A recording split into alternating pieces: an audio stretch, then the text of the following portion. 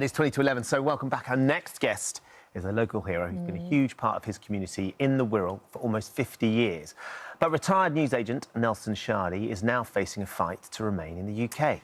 Nelson first emigrated to the UK from Ghana in 1977, and despite spending the last 5 decades raising a family, paying taxes, performing jury service and even being honoured with the local Bravery Award, the Home Office have now informed him he isn't a British citizen. After being told he faces a costly and lengthy legal battle, Nelson's son Jacob started a crowdfunding campaign, which very quickly surpassed and then doubled its £20,000 target. And as the community continues to rally around Nelson, he joins us now with his son Jacob to tell us where they are with the whole situation. Good morning to both of you. Good morning. Good morning. Thank you for coming in. It's lovely to meet you both. Nelson, it's lovely to have you here with us this morning. Thank you. I'm sorry it's under these circumstances, but we're going to get to the bottom of it. We're going to work out how we can help and certainly see if the Home Office can come to their senses.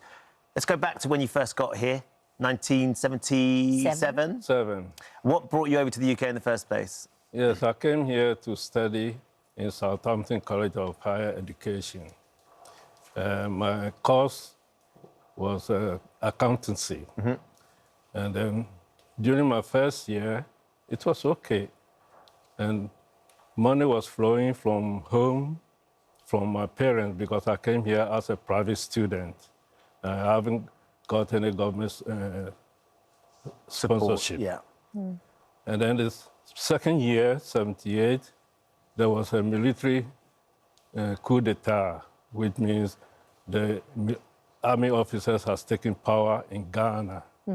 And they restricted foreign exchange. And we, those private students, were the people who were affected most because they said there was not enough foreign exchange, but if you are government-sponsored, they will release funds for you. Right. So my course tutor was very concerned. After the first coup d'etat, there was another one, and I think it was a third one. In the end, there was nothing coming from Ghana to pay my school fees. So my course tutor advised me that the Ghana government are not releasing funds for private students. Yeah. So the best thing to get a job so that I can get some money and pay the arrears I have incurred. And then my bank balance also. So I started working. I did that. And then later on, he advised me it will be hard for the course you are doing to work at the same time, attend college. Right. So I started full-time work with a British Mother's Pride bakery. I worked there, and I make a living from that. I applied for my national insurance number. I got it. In the end, I bought a house on mortgage. That went through perfectly. Nobody told me anything that I could not go through that process. So I regarded myself as a British citizen. Okay. So you came over as a student. Things changed beyond your control with the coup d'etat. Military coup. Yeah. And then all of a sudden you find yourself having to work over here. You start working for lots of big companies, you get your mortgage, you pay taxes, you create a life over here, you're a citizen. It's you know, and essentially you've been here for decades, and then all of a sudden, having never left the country, so you'd never needed a passport, is it one of your parents died? My mother passed away So you want to go back to Ghana, for the funeral. and it was only when you went to apply for your passport, what did the Home Office say? I passed it through a solicitor in Liverpool. And then when I went in and told them the whole story, they came back with a story that they will take me through another system called 10-year route before I can get my passport. So they gave me a 2.5 years visa. I was really shocked, but I needed it. Yeah? And Jacob, you now find yourself as a family wrapped up in this system, and you actually don't really know quite where it's going. No, so like you say, we don't know where it's going at all. No. It's been constant back and forth for the past 3 years now with the Home Office, and there's been no clear answer of what to do.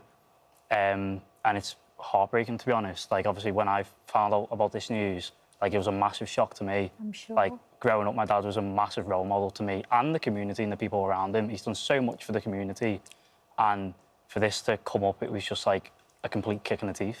To try and understand, it's really hard to understand that he's been here for over 4 decades. He's had a business, he's done jury service, he's had a mortgage, so he's got national insurance. He won a bravery award. But all of those things, rather than the bravery, I think the technical, legal things that he's had to apply for and achieved, that none of that ever amounts to being granted citizenship. Yeah. And to be told that now he has, not only it's just do you know what, it's a process, we'll put you through it, but it could be tens of thousands of pounds to go through this process, and he could fail. Yeah. There is a scenario where he could get deported.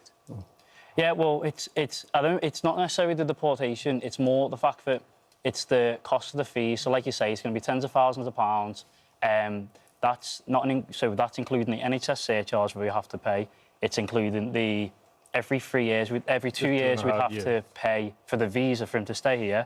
By that time ends, he'll be 84 years of age. And there's the NHS. And also, on top of that, it's the Home Office's legal fees if we lose. So we don't know how much all this is going to be, and hence why we've raised the GoFundMe. And honestly, and thank you to the bottom of our hearts. Because you were looking at 20,000, right? And how much do you have right now? £40,000. That's what it is at the moment, over £40,000. That's you in front of your newsagents. Look at that. That's what people think of you, Nelson. That must feel really good.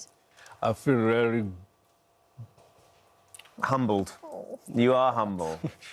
I said, and Jacob, the thing is, you've raised over £40,000. Yeah. Fingers crossed this works. It's fine.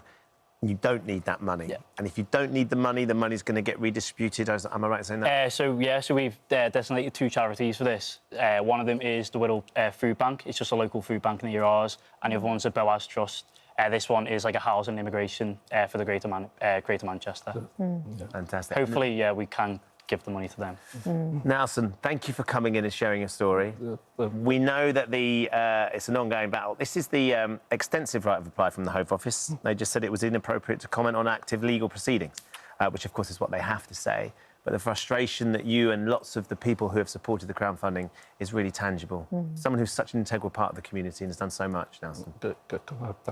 Yes, please do. Everybody who managed to donate the little money they earn towards this cause, may I thank you from the bottom of my heart. And any time you hear a bird chirping in the air or birds singing in trees, know that it is Nelson and the family sending their thankfulness to you all. And those people also who couldn't donate but send us words of encouragement all over the world. May God bless you all. Thank you, Nelson. Thank you, Nelson. Thank you, Jacob. Thank you both for being here this morning. We will stay in touch and make sure we know what happens. We'll get Jess on the case too, I think. Thank she was you. chatting in makeup. Thank you very much. Right, we're going to take a short break. We'll see you in a bit.